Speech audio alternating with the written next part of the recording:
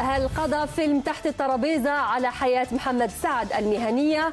هذا هو السؤال اللي تم تداوله من طرف الصحافة المصرية بعد فشل الفيلم في الصمود أمام منافسة أفلام العيد لدرجة إلغائه من قائمة العروض في بعض السينمات بعد حوالي 10 أيام فقط من طرحه. إيرادات شباك التذاكر للفيلم ما عدتش ال 2 مليون جنيه في وقت تقدرت ميزانيته تقريبا ب 15 مليون جنيه، وده طبعا معناه خسارة كبيرة جدا لمنتجه بعد ما فشل في جذب الجمهور. لكن النتيجة دي ما صدمتش النقاد اللي توقعوا سقوطه السريع من قائمة نجوم الكوميديا وقالوا إنه الفيلم ده هو بداية نهايته. أنا ما أقدرش أستخدم موضوع بداية النهاية لمحمد سعد كوصف للحالة دي، ولكن أقدر أقول إن ده السقوط الأصعب لمحمد سعد. بإيرادات ما عدتش ال 2 مليون جنيه وبعد ما اتشال فيلمه من معظم قاعات السينما المصرية، محمد سعد واجه موقف ما يتحسدش عليه من النقاد والجمهور. أنا لو مدير سينما هطلب تغيير الفيلم، فيلم ما بيجيبليش فلوس، ما بيدخليش ناس، أكيد مش عايزه.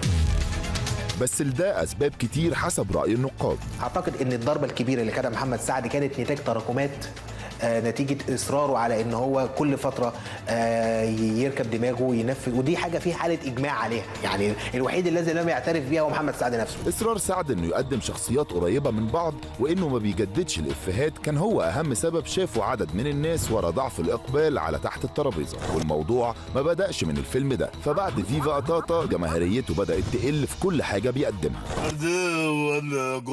وسبب تاني هو إصرار سعد على إنه ياخد أكبر مساحة من الفيلم لشخصيته وما استفادش من وجود أسامي تانية معاه في الفيلم. معلش يا أستاذ محمد سعد، يعني أستاذ حسن حسني مش في لياقته الفنية، منى فضالي غايبة بقالها كتير، مين الفي بعيدة عن السينما، مش هينفع تنزل تلعب لوحدك. وأنا حنكو عبد الرحمن السنجاري هواري، ولا قال لي إن عنده ابن عم اسمه حككو. بس بعيدا عن الكاست والمحتوى، عدد من الإعلاميين والنقاد شافوها فرصة مناسبة عشان يعاتبوا سعد على البعد عنه، فظهوره القليل على وسائل الإعلام أو حتى على السوشيال ميديا خلق بعد بينه وبين المشاهد اللي مش عارف يتوقع منه إيه بالظبط. دي من أكتر كمان الحاجات اللي بتستفز، إن أنت تفتح كده التلفزيون تلاقي برومو فيلم اسمه تحت الترابيزة، وإحنا كنا فاكرين اسمه أنا عندي شعر، واتقال فترة إن اسمه حنكو في المصيدة. هو أنت ليه التعامل بتاع الفنان إن أنا هديكوا فيلم هتخشوا يوم 8 سبتمبر روحوا اتفرجوا عليه؟ ده حتى عدد من الناس لموه على إنه ما عملش أي حاجة عشان ينقذ إيرادات فيلمه زي ما عمل عدد من الفنانين اللي بذلوا جهد عشان يحافظوا على جمهورهم زي حسن الرداد.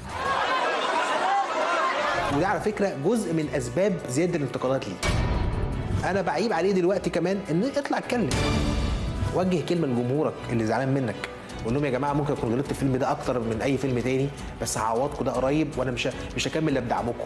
اصعب موقف ممكن يتعرض له محمد سعد دلوقتي انه ما يلاقيش منتج لاعماله اللي جايه، فهل ممكن نشوفه بينتج لنفسه؟ مش شغلته، ومثلا ما عندوش هو الذكاء بتاع او الحرفيه بتاعت احمد حلمي انه عامل شركه بتنتج وفي نفس الوقت بتنتج افلامه وبيتعامل مع موزعين. ما انا بقول لك، ما هو من عيوب سعد واضح ان هو معزول عن الصناعه، ما بينزلش، ما بيشوفش، ما بيطورش. عندي 5 ولاد وامهم وقع عليهم سقف البيت ماتوا غرقانين.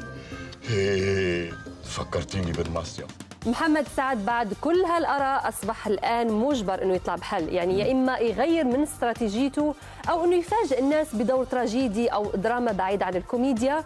كمان بس في ناس بينصحوه إنه يتقرب أكثر من الجيل الجديد من خلال السوشيال ميديا. ده كلام صحيح 100%، وبيتهيألي النتيجة دي نقدر نقول إنها ريد فلاج أو إنذار ليه إن هو يقف عندها شوية ويفكر.